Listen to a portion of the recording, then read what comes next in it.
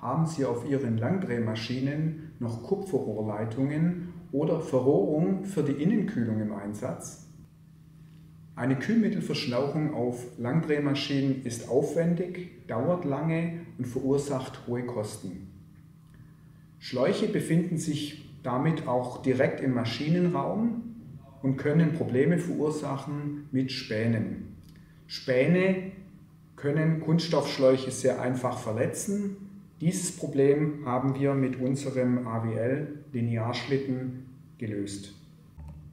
Unser AWL-Linearschlitten hat innere Kühlmittelzufuhr, teilweise 5 Anschlüsse oder je nach Maschinentype und AWL-Type unterschiedliche Varianten. Hier in diesem Beispiel haben wir 5 Anschlüsse. Wir haben zum einen Anschluss 1, Anschluss 2, Anschluss 3 und Anschluss 4. Also 4 Kühlmittelanschlüsse in diesem Fall bei dieser Type AWL-Schlitten. Und wir haben noch zusätzlich eine Sperrschraube, die befindet sich in diesem Fall hier, die getrennt die Kühlmittelkreisläufe, diese 3 Kammern von diesen 2 Kammern. Es kann dann also mit 2 unterschiedlichen Pumpen und Pumpendrücken gearbeitet werden.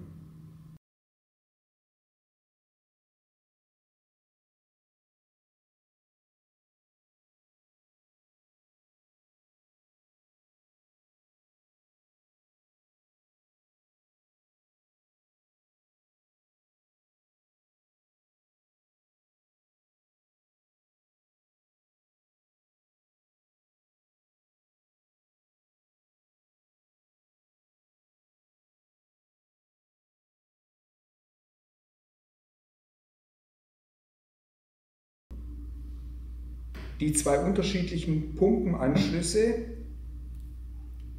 wenn ich die Sperrschraube eindrehe, kann ich nutzen, muss ich aber nicht nutzen. Wenn ich also nur einen Anschluss diesen AWL-Schlitten anschließen möchte, dann lasse ich die Schraube einfach im oberen Bereich etwa bündig stehen und meine innere Kühlmittelzufuhr geht dann komplett durch den Schlitten durch.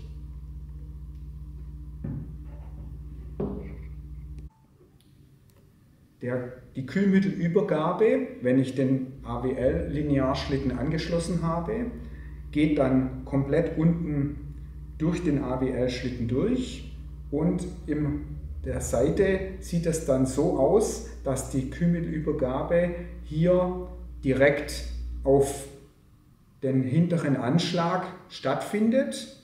Diese Anschläge gibt es mit innerer Kühlmittelübergabe oder auch ohne innere Kühlmittelübergabe, wenn ich beispielsweise ganz ohne Kühlmittel arbeiten möchte. Innere Kühlmittelzufuhr ist einfach und schnell umsetzbar. Signifikante Standzeiterhöhungen von über 25% sind an der Tagesordnung. Wir haben hier also einen AWL-Schlitten, der komplett mit innen gekühlten Werkzeugen ausgestattet ist. Wir haben hier immer direkt unsere innere Kühlmittelzufuhr. Und wenn Sie sich fragen, was wir hier für einen Aufbau haben, das ist ein Z-Achsen-Versatzadapter, der die Schneide weiter von der Spindelnase wegbringt. Und hier haben wir ein Werkzeug eingebaut, das nicht geteilt ist, also kein AFC-Werkzeug. Wäre also auch denkbar, so ein Werkzeug einzusetzen.